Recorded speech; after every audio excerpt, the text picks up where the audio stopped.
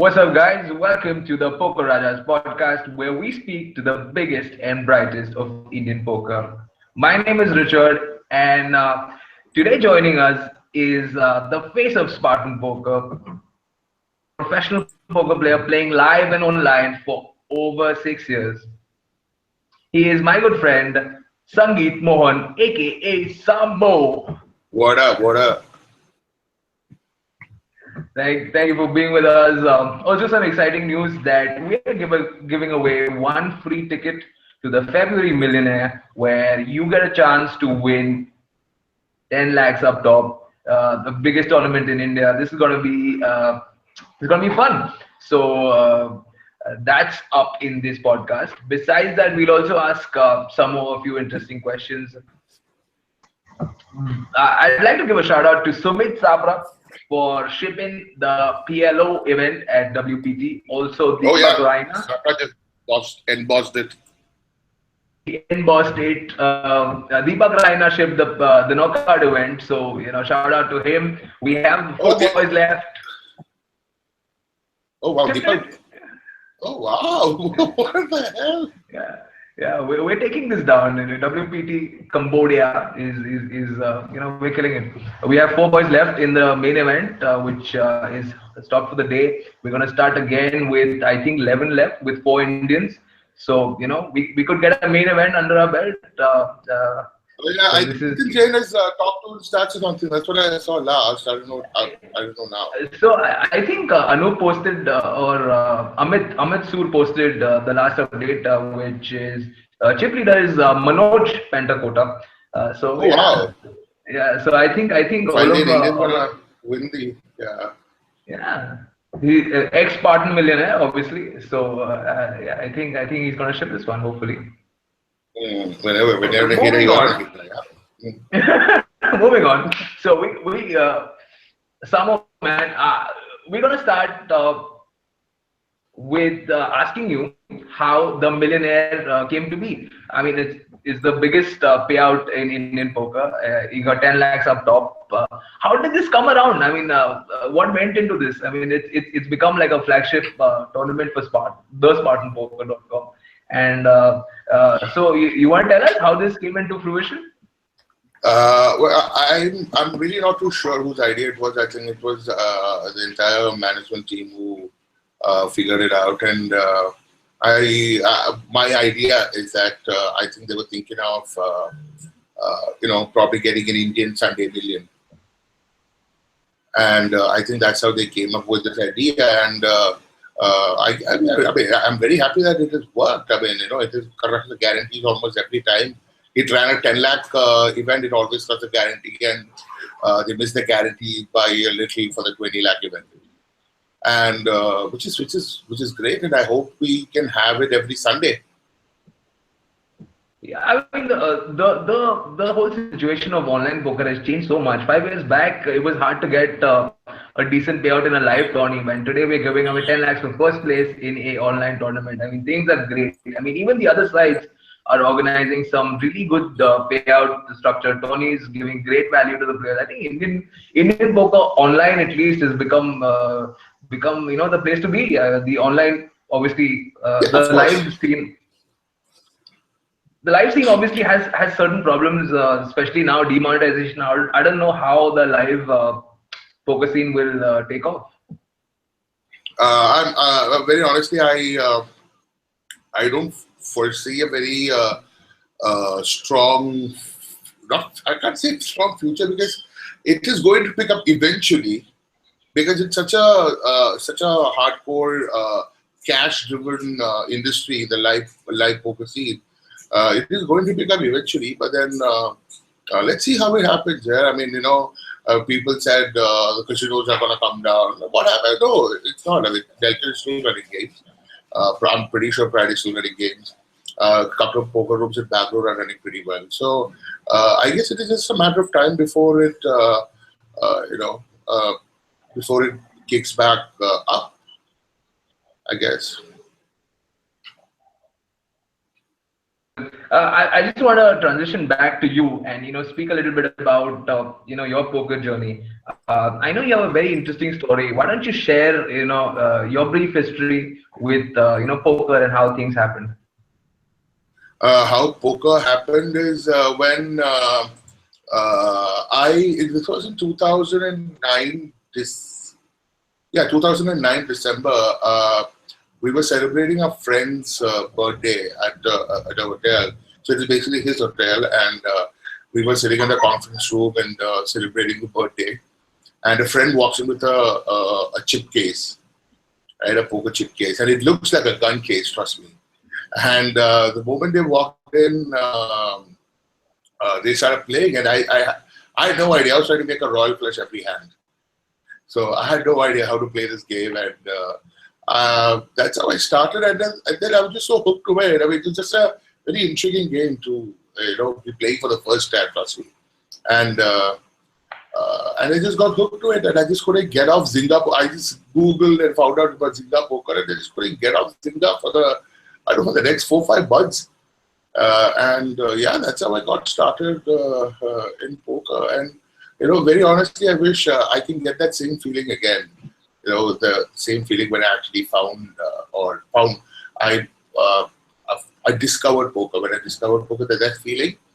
It is the most, I think, the most pure feeling of passion.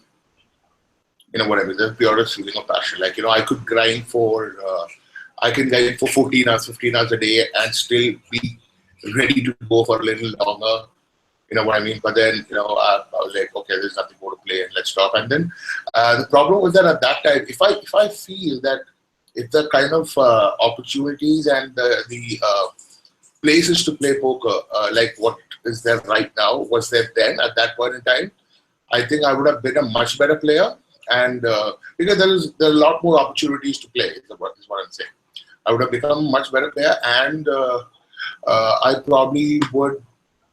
I would have probably burnt out a lot sooner, though.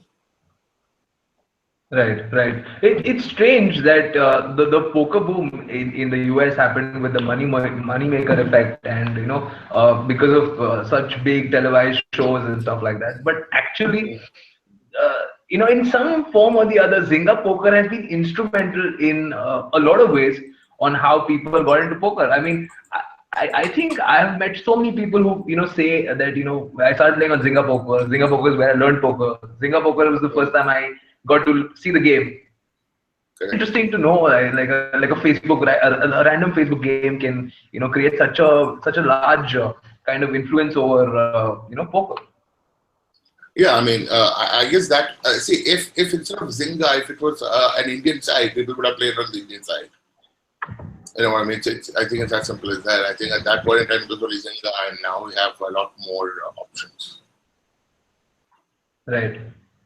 So okay, so this is how you started playing poker. Were you studying at that time? What were you doing? I was working. I was a corporate trainer. Cool. So when was the time that you actually started taking poker seriously, and you thought this could be something I can take up professionally? I think later. I think early 2011. I was broke basically, and I pretty much see. I was not like your kind of broke. Your kind of broke is like oh, I don't have money to go out and probably watch a movie or no. I was broke, like I can't go out kind of broke. You know what I mean? That kind of broke, not your kind of broke. Okay. So not that kind of broke, yeah, but I can't go out kind of broke. So I was kind of broke, and that's when I decided to play poker because I didn't have nothing to lose. Remember? So that's when I decided to play poker, and at that time there was this site which was functioning out of Delhi. Hey, what up, cat? So this is Max. He's come to say hi. He really likes my new light. Yeah. So okay. So you were playing this poker site. Yeah, poker site in Delhi. Delhi. This is site started by Mohit Kalra. He now deals with a lot of poker accessories and stuff. Great guy. So he started a site, and they announced a free roll for I think 1 lakh or 10K or something like that. So I said, "Chalo, I'll try to play that free roll." I played the free roll. The free roll got stuck in the middle, right? The software just froze. So because of that, because he said, you guys gameplay, it froze. Okay, I'm going to give you $1,000 each to whoever played that tournament. Take $1,000, be happy in life, chill karo tum log, go. So he transferred $1,000 to my account. I ran the 1,000 to almost 2.5 to 3 lakhs or something. Are you Yeah. serious? Yeah. So I'm pretty sure I just pure run good. I mean, it was just, but I had Zinga skills. So yeah, I ran it up to about 2.5 lakhs. And that's where I actually started. And surprisingly, Mohit was very supportive of that. He never delayed a cash out. I mean, this is a time which is, I'm talking about pre-Adda, you know what I mean, right? Pre-Adda 52. This is the time when online poker I is think new. I think at that time, if you got a cash out on time, then there is a problem. Like there is something wrong. Like So I mean, it's like this. I mean, it talks about the guy's, integrity as far as I'm concerned, because at that time it was very the new. I mean, you can't even file a police complaint. You know what I mean? Right? You can't do shit. But this guy was very, very upfront with this payment. Whenever I called, he transferred cash into my account and all that. And it was that is the reason why I think I started playing poker full time. And then I went to IPC where I met you, and that's where it all. That's why we met. Yeah. Yeah, we played on the same table and stuff, and we were both pure nits. We wouldn't move a chip. Every time we got that ace king, we have a funny feeling in the stomach, right? Remember? It was insane, man. I mean, I look back on those days and the way I used to play, and I wish, like what you said, like we just started at a time where poker was like in such a nascent stage, like we didn't even know like, where to learn from, like what to do. But yeah, it was fun though. It was fun. True. So you ran up this huge bankroll of 2.5 lakhs from 1,000, which I can't get my head around. But anyway, let's just get past that. So you made 2.5 lakhs, and then how did you transition? Like what was your did you have strategy? Did you wing it? Like what did you do then? After that, then I withdrew some cash, went to Goa because boy, I mean, I'm gonna endboss this shit now, right? Come on. I mean, bhai ne hazar se 2.5 lakh kamaya hai. Come on. So I decided to just go and boss again in Goa. And see, the thing about this is, in poker, it's just not about run good. You need to run good at the right time. You know what I mean? So if say for example, if I'm say for example, if one player has 10,000 rupees and another player has say 10 lakh rupees. Okay, I'm just giving a hypothetical example. It is very important for that 10,000 rupee guy to run good right now than the 10 lakh rupee guy. You know what I mean? Yeah, I get You it. understand? So I think I just ran good at the right time. So I went to Goa. I one final table, one second, and another fifth or fourth or something. And I did well in cash. Completely crushed that trip. I got picked by Poker Guru. I got coached by Addy. Yeah, so it was. I was just in the right place at the right time, running good. Okay. I mean, how did that help you? Like meeting such people. Like, was it like a good impact on your poker career? Did it teach you something? Of course. I mean, my like when I still remember how I got selected for the Poker Guru Pro team.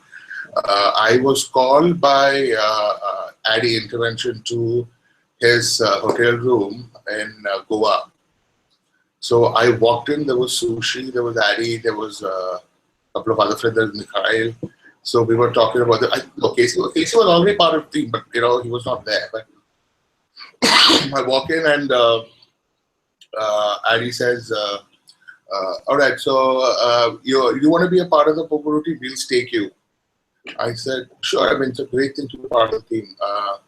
Okay, so whatever you win is 50-50.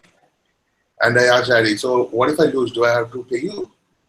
He says, no, man, what are you, crazy? You know what I mean? So I didn't know anything about staking. I didn't know anything about getting staked or whatever. And then he got me in, and that's how I started playing. And I was just telling this friend yesterday, I could have all ended in 1 month, by the way. I'll tell you why. So we had a very strict, no, I'm only allowed to play X entities only, right? But the end boss that I am, I knew that I had the skill to crush the hypers. And I was playing, taking, and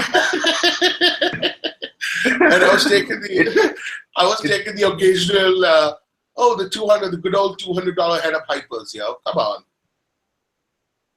So I was playing all that, and Addy found out. I got caught, and No, nobody said a story about hypers that ended well. Yeah. No, I still remember Rajiv Raut went on a hyper winning rampage around that time, and he won quite a bit. That's the only hyper hacky story I've ever heard.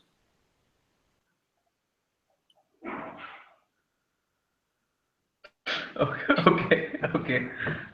I'm getting a lot of questions. I'm gonna take a question which I have from Rahul Matlani. Yep. Are there gonna be more satellites for global events on Spartan in the future? Yeah. Yes.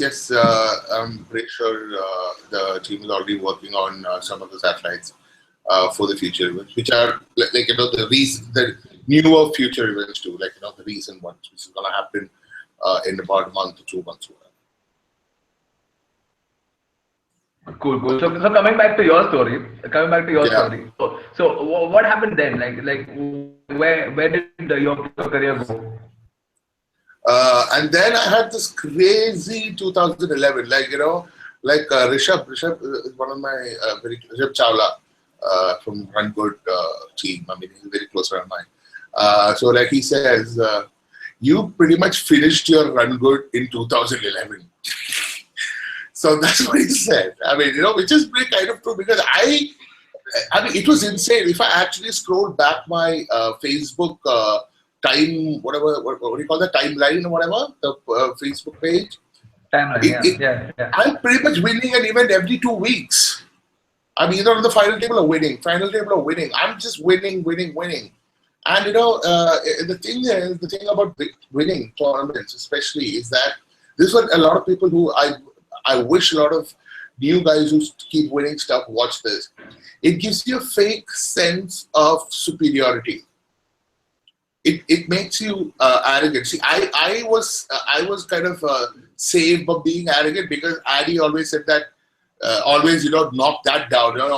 Think about being humble and all that. But winning tournaments gives you a very, very fake sense of superiority, and that is a very, very dangerous thing, because life cycle of a player, usually either you just remain a tournament pro for the entire life, but in India what happens is, because of very juicy cash games, or that's what is being said everywhere, people just start playing tournaments the moment they have a role, because they have won a tournament, they think they're good and start playing cash, and they get crushed. And then they will never luck box again and win a big deal. You know what I mean, right? So I think it is very, very important. No, I mean, I totally agree with you. I have seen this in so many people. I mean, I think I went through, and I didn't have anybody to tell me, you still had a good company Adi, and you're staking, you're stable, and where they got you grounded. So a lot of people might not have those kind of company to give them that kind of advice. Best team ever. Both poker team of 2011 was the best team ever. We can give people a lot of good teams. Come on, I mean, we'll probably crush a few also. Seriously. Yeah, Casey, it was pretty tight. You know, me, Casey, Jaswin, Aditya Sushant, uh, Amit Verma, who else was there? Mikhail, Adi. Yeah, that's it, I guess. Yeah. I'm sorry if I'm missing out any, but this was pretty much the team. This is an insane team. Are you kidding me? There was this APT, the first APT. I think we won everything, pretty much everything. We final table of what I remember most like of. all final tables used to be with you know, at least two of you guys bloody crushing Yeah, I it, mean but the poker was it bad. was crazy. I see at that time. See, I'm not saying that we were excellent play. We were good players for that field. You know what I mean, right? Like probably we would have gotten crushed in an Definitely. international field, but for that field we were very good.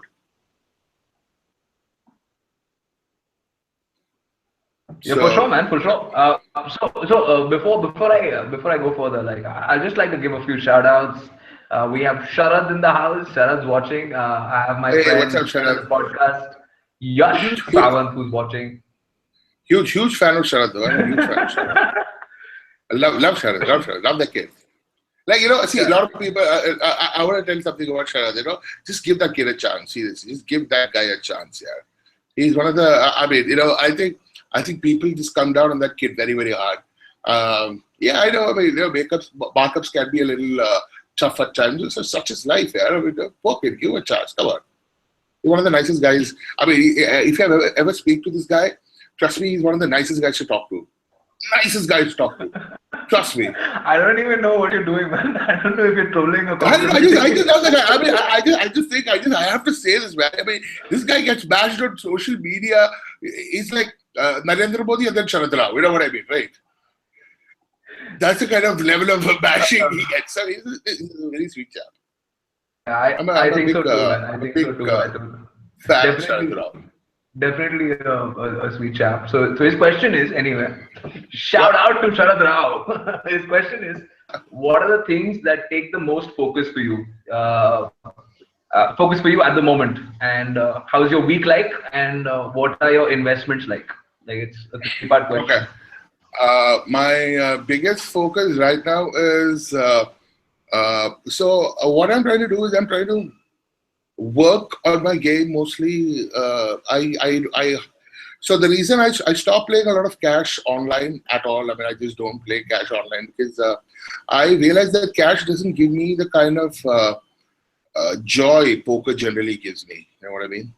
Like tournament poker used to give me a lot of joy when I played poker. Like I just wanted to improve. I just wanted to be a better player. But cash just becomes all about money. I mean, oh, I'm just playing this so that I can make money, which is fine. I mean, if that is what you're what you're after, but I think it is very important to after a while, it is very important to decide what you want to be, what you want to do, when you want to see how the career goes ahead. So I'm probably stopped playing guys. I'm working on my tournament game now, and I'm not playing on stars. I just don't want to start playing on stars again because I just don't want to get into the hassle of I sent him 5,000, he didn't send me dollars. This is stupid. I mean, come on. I mean, I don't know. I don't know what to say. So I don't want to get into the whole thing. I don't want to buy dollars, sell dollars. So I just want to just work on my game. I mean, I probably try to coach someone after I know how to play this game a little more better, a little better. You also dabbled a little bit in PLO. How is that going for you? Are you still playing PLO? Well, I'm not playing cash game. I said, Richard, how do you think it went for me in PLO? Yeah, I just Probably, made 20 crores and probably. just quit. So you made 50 crores and okay. So yeah. So let me transition back to where we were at. So how did Spartan happen? Like how did you get associated with the SpartanPoker.com? I don't know. I just got a call. from the team, and they said, I mean, we are all very close friends, so it was not much convincing or anything. They said, "Ajao, well, ठीक है, bro." That's it, pretty much. That's it. That was pretty much it. I don't even know how to explain this further. I probably should have asked you this before we started the podcast. So how has the experience been so far? Like being a pro, like what kind of commitments go you So basically, I mean, the way I look at it, I was telling a friend the other day that I just feel like.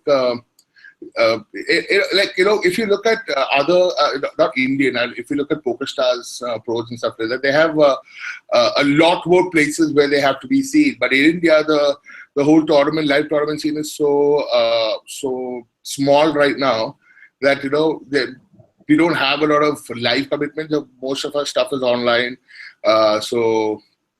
It's just basically your social media and how you engage with the community and things like that. It's not like a lot of people actually think that yaar tu to flip hata hi nahi hai, tu to pro hai. हाँ, correct bro, correct. I'm pro, correct bro. आप तो intelligence ही है, आपका तो मैं क्या बोलूँ आपको. Okay, तो flip ही नहीं आता. You've bloody messed with the RNG so bad. It's not even funny. Oh yeah. I just, as soon as I'm on it, I think I'm on instant messenger. Hi, I have kings. I want to win against aces. Yeah. You have some sort of thing going on. Yeah. We have Dominator in chat, and which one? This guy is Clavin or Clavin? I'm guessing. I think it's him. His question to you is: Are you starting a team of your own anytime in the future? And he also puts a side note saying, "Not cash. Cash, not PLO."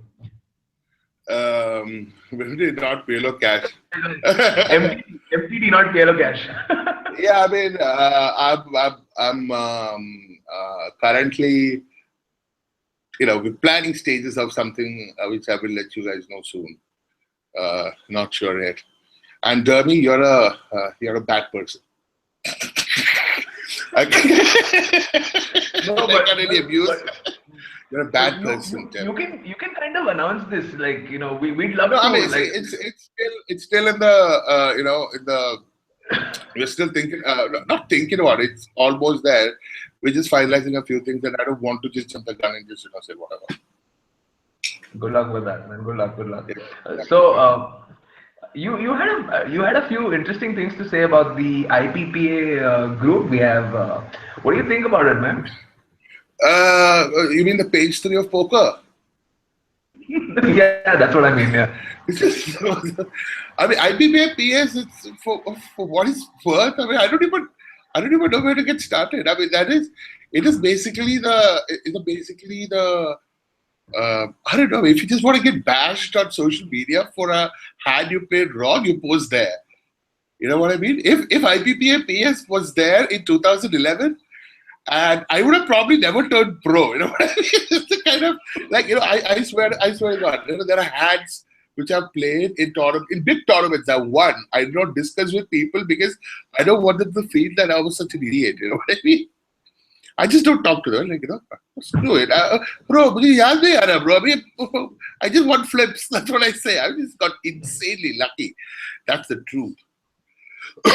So you feel like the group is very trolly and extremely. I mean, I have fun. I mean, don't get me wrong. I enjoy. I just every day I wake up and just first thing I check is that group because it's beautiful. I mean, just let's face it, it's beautiful.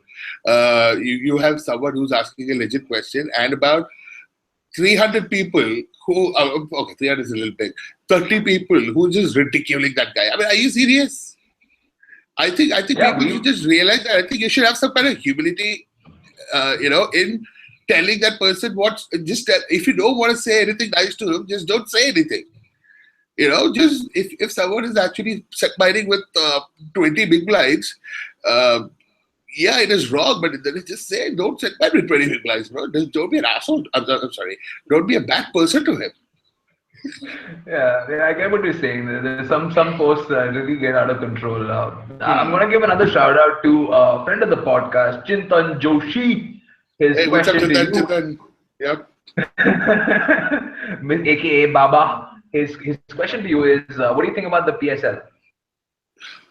What is the PSL? PSL, I think it's a great idea. I mean, big shout out to Nikita and Pranav, and I think Anuj as well to actually, conceptualize the whole thing. And I think it is timed pretty well to make it, probably the best thing which is happening for poker in the country, because it just brings poker to the mainstream media, and which is a great thing. Yeah, I mean, But there are two ways to look at it. There are two ways. Again, there are two ways to look at it. As in, the problem with poker coming into the mainstream media is that I would say 80% of the poker players have no idea what taxes are. So I yeah, think yeah.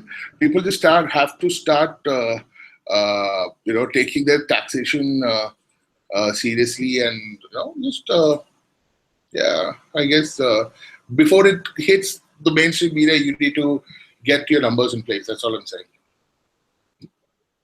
Super. We also spoke for a little while before, and you wanted to speak about like stuff like entitlement, tilt, depression, and very Uh, very interesting things. And yeah, yeah, see, I was just saying very interesting things and very relevant to a lot of young poker players who might be facing it. Like, so why don't you just yeah, go so ahead? it has mostly got to do with tournament poker. See, because in cash game it doesn't happen so much because you only play for money. You don't play for fame. You don't play for glory. Now, cash game poker is all about money. If you ever have a big winning session, you probably shut up about it because you don't want other people to come and take the game away from you. So, in tournament poker especially, and let me tell you this, what is the favorite poker playing pastime? If you're not playing poker, you're gossiping. Trust me, that is what you do. You play poker and you gossip. And How that applies to live poker? no, I mean, so in general, what happens is, okay, so this was told to me by Amit Verma. So entitlement tilt is when you see a peer doing very well in tournaments or whatever, and you feel that you are more entitled to win that more than your peer. You understand Yeah, what I mean? yeah, Say yeah.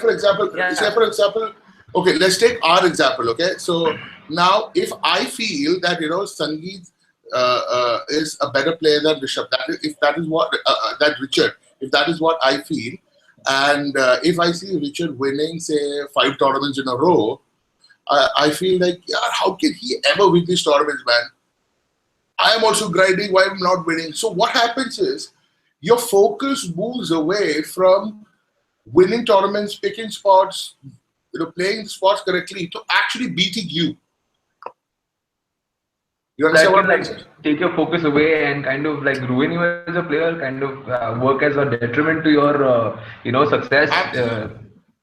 Absolutely. And tournament poker is so mentally draining that, if you stop getting results, you just go into depression. I mean, I still remember the times when I was super depressed and, things like, oh my God, I just don't know what's happening. I'm doing everything right. I mean, I'm taking my spots right. I'm not winning flips. I'm not winning that. I'm not winning this. And like, I mean, this is the nature of the beast. When you signed up for it, this is what you signed up for. You can't just hope to win every tournament or everything, because this happened because I had a great 2011, and then I had a great 2011. I had a great 2012 to the half of it, and then I just stopped winning flips, and I was not ready to accept the fact that मैं flips हार सकता हूँ. You know what I mean? Are you kidding me, bro? It's a flip 50-50 by the 70-30. 30-70 is like my boy, yeah? I mean, if I'm 13 favorite, I'm usually supposed to win that hand. But I'm started losing flips, I get sucked out on, and then, you lose the plot, trust me. So I think for the new guys, if you've had a lot of tournament success off late, great job. But don't let it, get into your head. I mean, it just just the variance has been very kind to you. So keep that in mind and just keep working on your game and just focus on putting your 100% every hand you play. Yeah. And I can also see like how this is more applicable, not more applicable, but like the sense of depression or the sense of feeling having a hard time with the downswing affects MTT players more than cash game Cash players. games. Yeah. Because already like the ROI of an MTT player is not that big a percent, and when No. he's going through a downswing, it can really take him down. True. So how do you think someone like this, we have a lot of people who've been having success of late, and they're pretty young, they're pretty fresh into the poker scene. How do you think they should approach this? Like after having a couple of wins, like what do you think? What would you do? If today I asked you about this, like how would you approach 2011 if you had the chance all over again? If I had the chance all over again, I'd just let 2011 be. You know what I mean? I have no complaints. It's had a ball of a time, bro. But then again, I would probably work a lot more on post-flop skills in 2011. I think that is one aspect of the game which I ignored a lot in the initial part of my career, because I'll tell you why. Because most of the tournaments, live tournaments which we played, were all shove fest. I mean, any tournament, any live tournament you take in India, it becomes a shove fest after a while. No matter how much they call it, oh, super deep, extra deep, it's so deep, you're gonna fall in it kind of deep tournaments. By the time you are halfway through or by the last two tables, you're pretty much like the chip leader is beasting around with like 11 big blinds and stuff. You know what I mean? I still remember a particular event where I shoved, everyone folded and doubled up. Imagine, I mean, that is the kind of tournaments I'm talking about. I got to fold and I doubled up. So, that just becomes, just how good you run. That's it, I guess. Cool. Yeah. So okay. So you recently been married, and you are now a married man. How difficult or easy has it been? Being a poker player. It's fine. I mean, it has not affected me entirely, but see, it just this. Some decisions become very. It's like this. Okay, I'll give you an example. If you Is she around? I can ask you later. Yeah, correct. That is right. Yeah, tough life, man. You got a tough life. So, but on a serious note, because I can totally like think about how difficult it can be, like if especially when your partner doesn't really relate to what your mental state or what your mental approach towards poker is. So what is it in your See, case? poker, because it's it makes you a loner. Trust me, if you ask poker players, they'll just say, I just love being alone. And they'll actually enjoy being alone, because in poker as a game, all you do is help yourself. That's what you do, right? You play because you want glory. It's not like, I want to make my mom and dad proud. That's why I play poker. No. You play poker because, hey, it's a cat. Okay. You play poker because you want glory. You want money. You want things. So it's all about you. So, you just tend to start you start loving yourself a little more, and you just, find by yourself. You're happier alone than with people. So that kind of, ticks my wife off a little, and I don't blame her, but I mean. Yeah, I mean, what you're saying, which I totally get what you're saying, but I mean, I just wanted to know, like, from on a personal level, how has that been for you? Is it easy? Is that transition been tough, like, or? It's been fine. I mean, we are still in the transition stage. So, so it's kind of it's whatever types. Yeah, I guess it's like a lot of continuous work. It's not something you do for No, for a moment and then no, it's not. See, and it's a thing is that the moment you get married, something takes. Like earlier if you're taking a shot at a big game, you're only worried about going broke. Now you're worried about two people going broke. You know what I mean? Yeah, totally. I'm just gonna stop here and take this question. It's from a friend of mine who is not a poker player, but he's watching this. And in shout out to Sai Mohan, man. And his question is, how do you play long tournaments?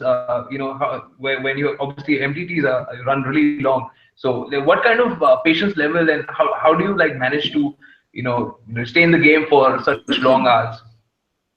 I think. See, the thing about tournament poker is that the adrenaline kind of keeps you going. I still remember the APPT event which I ran super deep in Macau, where I finished 10th. On day 3, we played about 15 and a half hours. We started at I think 12 in the afternoon, and we ended the day at I don't know, 2 or 3 in the morning. So you are drained. You're done after the tournament. But then what keeps you going is the adrenaline, because every pot, every stack, you have to keep thinking. However, if you are in a deep stack cash game, you just sit, right? You just don't do anything at all. I think you just need to keep thinking about what you have to do. That's it. Sorry. That answers that pretty well. Yeah. Shout out to your run on ABPT, man. I think that was also in 2011. Yeah, Nanonoko, the one which Nanonoko won. Was it the time where you met Tom Dwan and you became good friends with him? Whoever said I became friends with Tom Dwan is wrong. I met Tom Dwan. I met him in Manila. He had come for the super high roller, and see, the super high roller in Manila was such a joke. Although it was in Manila, the buy was in 500,000 Hong Kong dollars. Okay, and on the feature table, on the first hand, a guy moved odd and blind. It was that. I kind of miss what you said. I kind of miss what you said. It kind of disturbs. Yeah. Go ahead. It was the super high roller. It was a 500,000 Hong Kong dollar buy-in. Someone actually moved in blind on the first hand on the feature. Only in Macau. No, it was in Manila actually. So I was walking out and I saw Tom Dwan coming in. I said, "Can I have a picture with you?" And he said, "Sure, why not?" And I clicked the picture, and he was taller than I expected. And yeah, he left. Cool. I want to quickly talk about this charity drive that you had started, where you decided to do something which was very noble and a good way for poker players to kind of percent of their winnings to charity. Obviously, there was it was good for their tax benefits and stuff like that. But it didn't take off. Like, what was the difficulties that you faced? No, so basically what happened was that it did take off well, but after the tournament, there was this will happen during the Delta Poker Tour, which went pretty fine, and after that, the next one got postponed from I think August to November, and after November the demonetization happened, and after that I just couldn't. There were no tournaments, and there were no major events to actually take it forward. So that's what it is. It's just on the back burner now because I haven't been able to give it a lot of time, but I'm working on it. Yeah, is it something that you wanna start soon? Yeah, we'll definitely start. So once the tournament scene picks up in India, we'll probably do it again.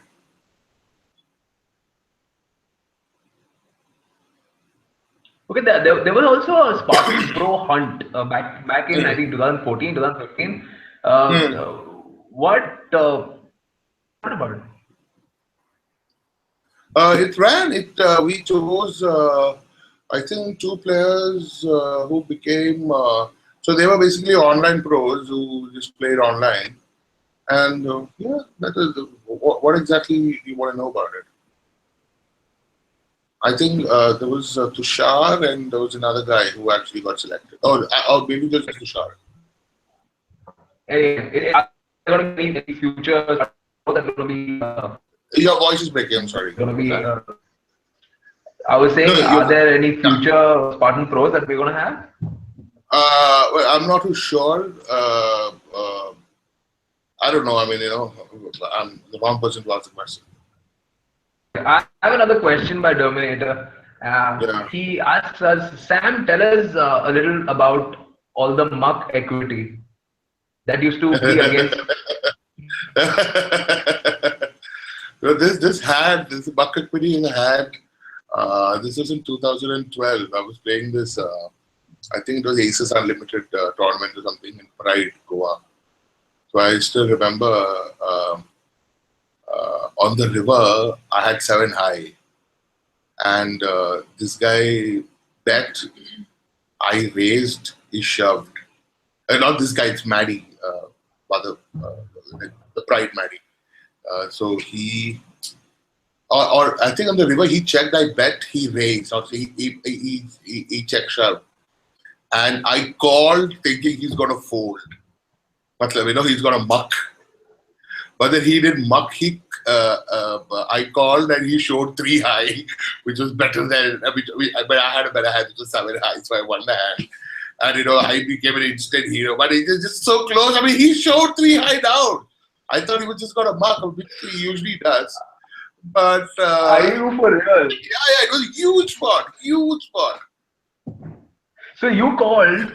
I called with 7 high. high. Yeah, thinking that he's going to fold. I don't know how I'm going to go with this, man. So you called with 7 high, thinking that there's a chance that he mucks before showdown. Like, yeah, correct. That's it. Yeah. 7 high like a boss, says Sahil. Yeah. Until I was in the house. That definitely is an interesting story. So obviously, we also were talking about international trips, and we were speaking about how you will never go to Vegas. You want to talk about it? Yeah, because I know how to do math. That's why I'll never go to Vegas, because if you use a basic calculator, you will know that go to Vegas is the. There's a way to go to Vegas is by just considering as a holiday. I mean, you think that this is the money I'm going to spend on a holiday in Vegas. And I'm going to go there, and yeah, maybe possible and probably play some poker. Because just do the math. I mean, I don't even have to spell it out. I mean, just do the math. You're paying 30% TDS up front. I mean, not straight up 30% TDS. It's just no ways it can ever be profitable, considering the fact that you're spending a bunch of cash in traveling, staying, and doing, all sorts of other stuff. I mean, it's Vegas. It's not, I don't know, any other place where all you do is go, stay, come back to your room and sleep. No, you're gonna go out, have fun, drink, etc., etc. So I think it's a very, very, it's a loss-making, loss-making venture if you actually decide to go to Vegas and play the World Series. Unless until I know the Samoh is a player who actually goes there like a month or 2 early. He tries to grind cash, make up the buy-in.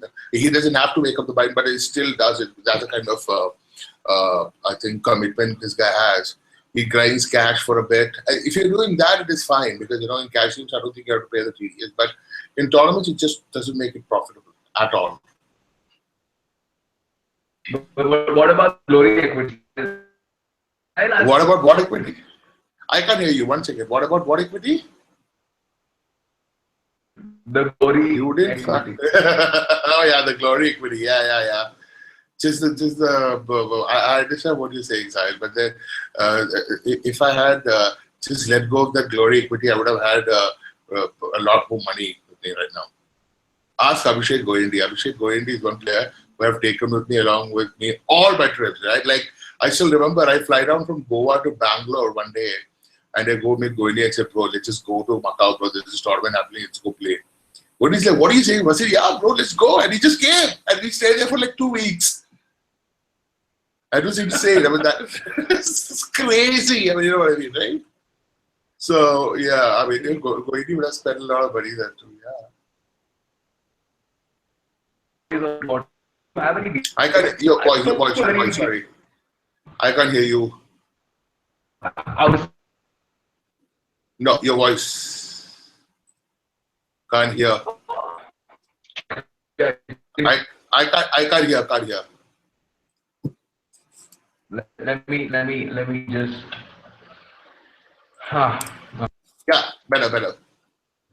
Now I lost you again. Yeah, better. No, lost.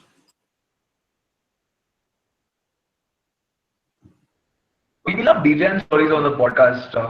And you seem like you have like 7 at least. What? I can't hear you, bro. Your voice is gone.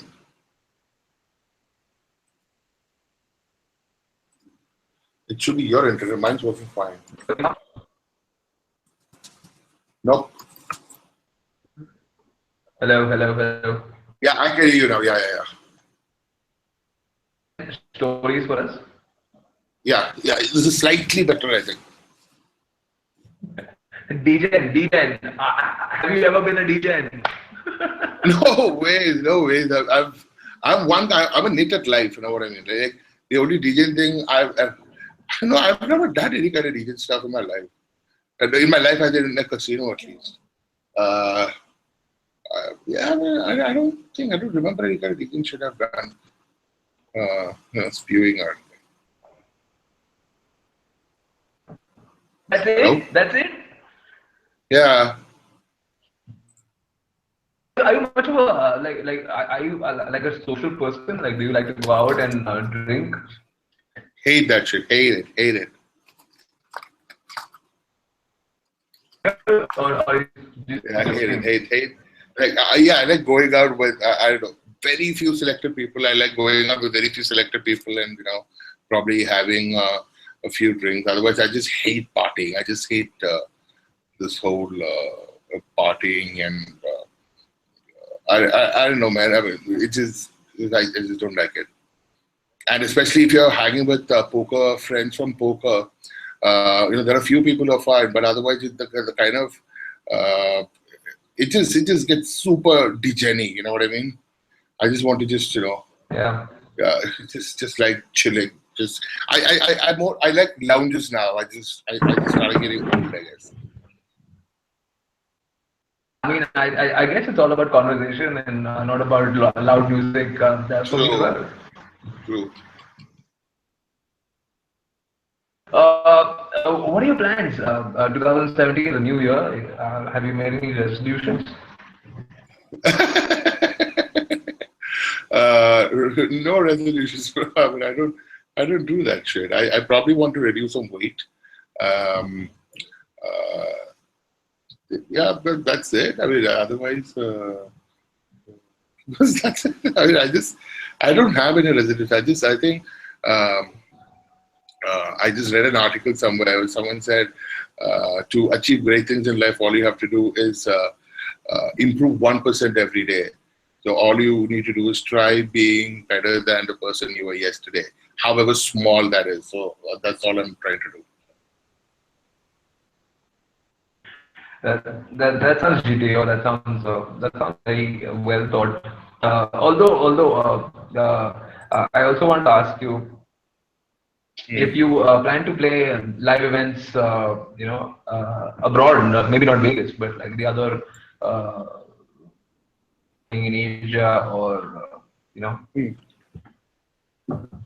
I didn't hear you. What? Do you want to travel abroad for live events? Do you want to play international events in the future? Yeah, not for my money though. Fair enough. I just don't think it is wise enough to. It's a wise investment to spend all the kind of overheads and travel to an international location and play the tournament. I think it's just too spewy. I mean, if you crack a satellite and win a package and all that, then it makes sense, of course. But otherwise, it's just too spewy. I mean, you just do something else with that money. Or if you really want to do that as a pleasure thing, do that, sure.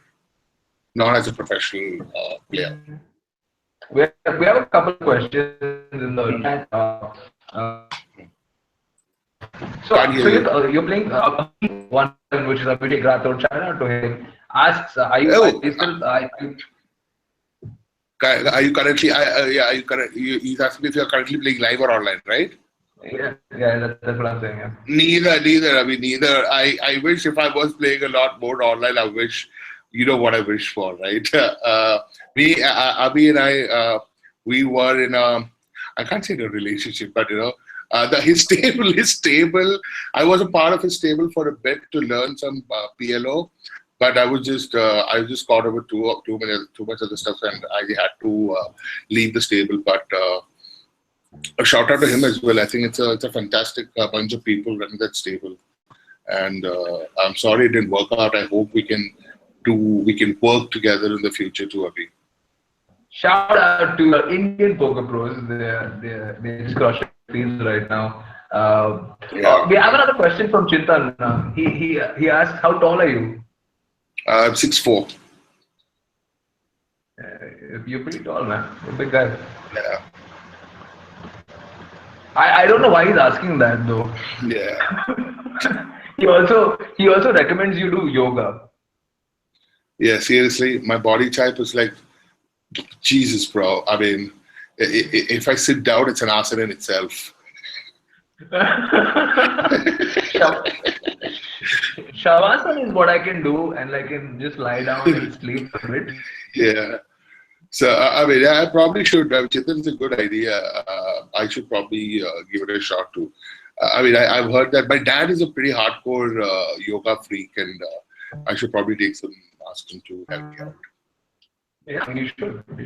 That sounds like a superb idea. What do we have next in terms of your? I can't hear you. In terms of what? Goals. Like currently you're studying, you're taking a little time off. Like what is the end game? Like, what do you want to come back with you kind of settle your? See, my thing is, I just want to be able to be what intervention was to me to someone else. You know what I mean? I would want to be someone who makes lives in this industry. Like, see, if intervention was not there, I will never be even sitting in front of you and talking to everyone here. So I want to be someone someone like him, and maybe as good as he is, which is pretty much impossible. I mean, that guy's crazy committed. I mean, I love this guy, but his level of I'll tell you a funny story. When he was coaching me, he had to go to, this was 2011, and he had to go to Vegas for the World Series. So every day we used to sit and grind here, and so we were part of a stable which was operated out of the US. At that time, it was still legal and stuff, right? So I still remember him coming online, and just basically all he does from 9 o'clock to 5 o'clock is abuse me. Samoh, just stop burning my money, man. What are you doing? Then he'll just call his friends and, Chris, come here. This is the guy who burns our money. Look at it. Samoh, show me your face. Put on this webcam. Show me your face. It's like this. So, I've been actually, trained like that. So, I'm very grateful to him. He did that. And, only because of that, I'm actually, I'm actually sitting here. So I'm very, very grateful. And I would like to be that guy to someone else, I guess.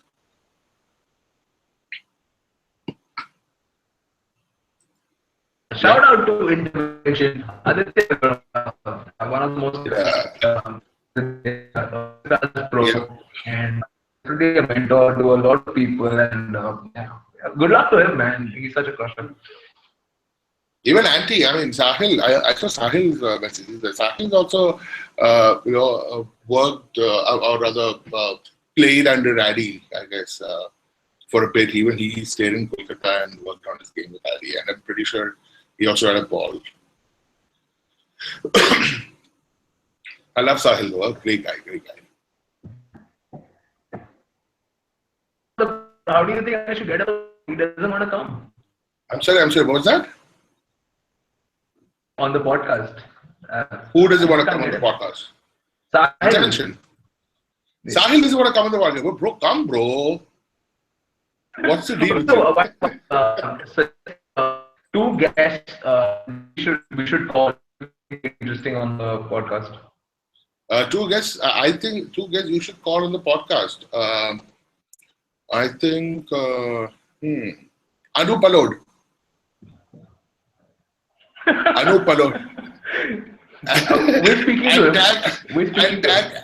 And whenever you post Anu Palod coming online on pokerrajas.com, Pokerraja podcast, and tag Income Tax India. It's going to be hilarious.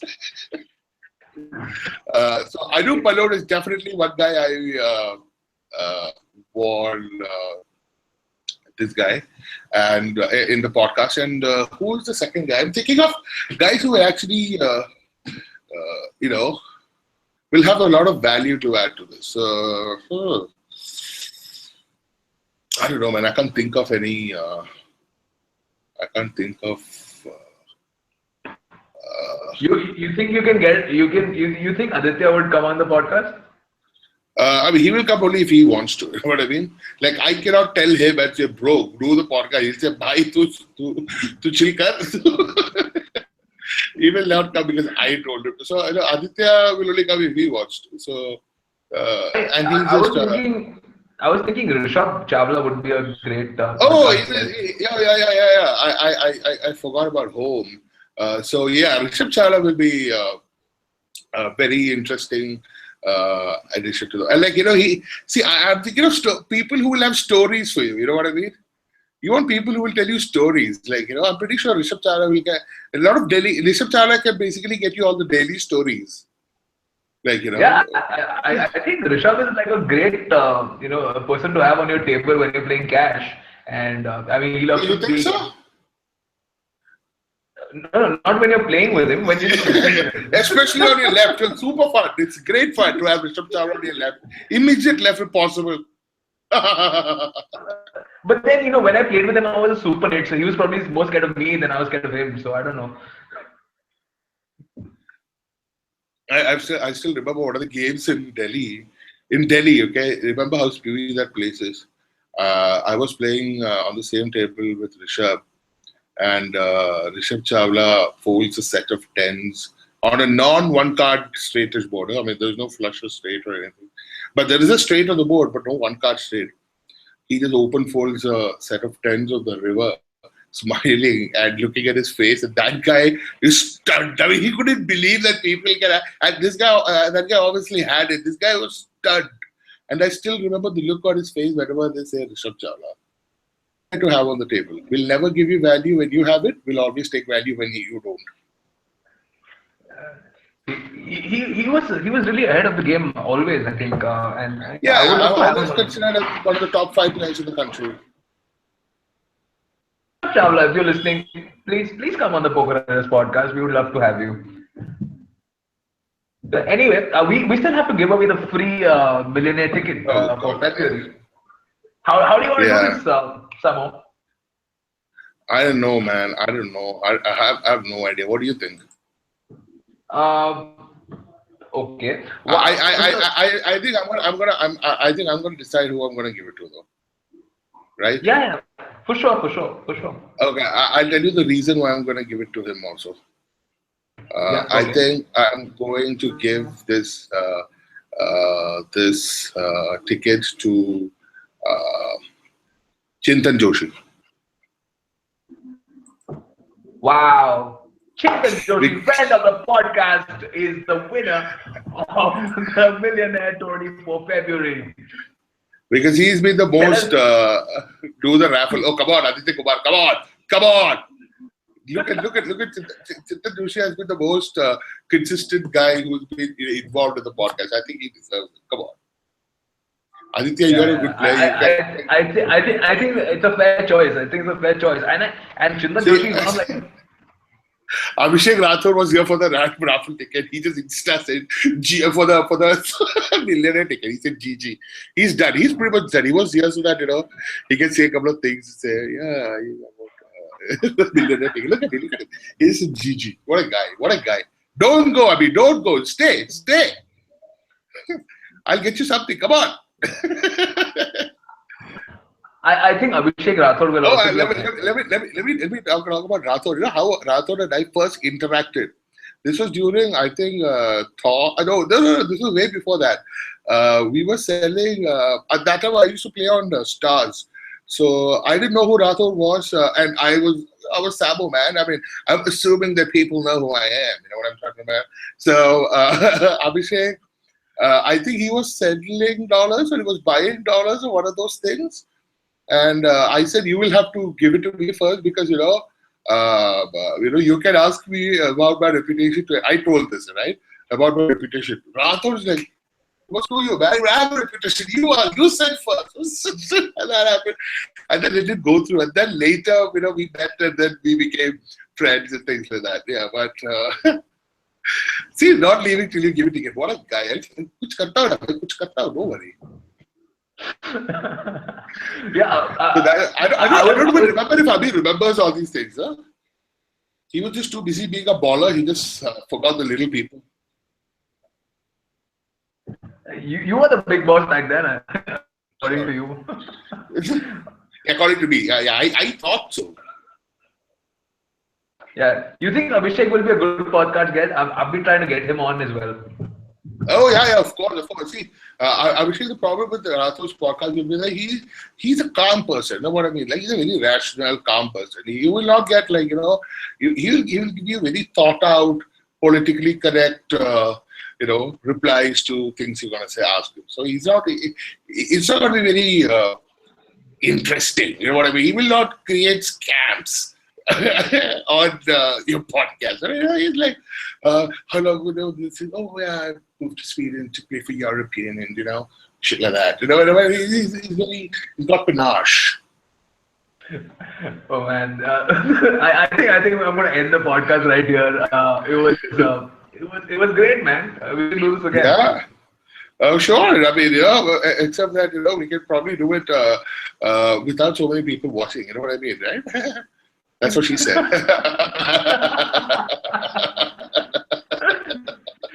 Super, man. Congratulations to Chintan Joshi. He's going to get a free ticket to the February Millionaire and a chance to win. Thanks to the Spartan Poker Pro Samoh. I'll say good things about you. I mean, I will say good things. I will never say anything bad about you. I think I have a great amount of respect for you, obviously. So congrats, Chintan. Terminator, you're a bad person. I will message you privately. Yeah, that's it.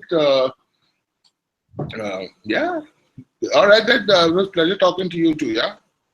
Pleasure. We will definitely catch up again. Of course. Chalo. Yeah. Bye. Yeah, man. Good night.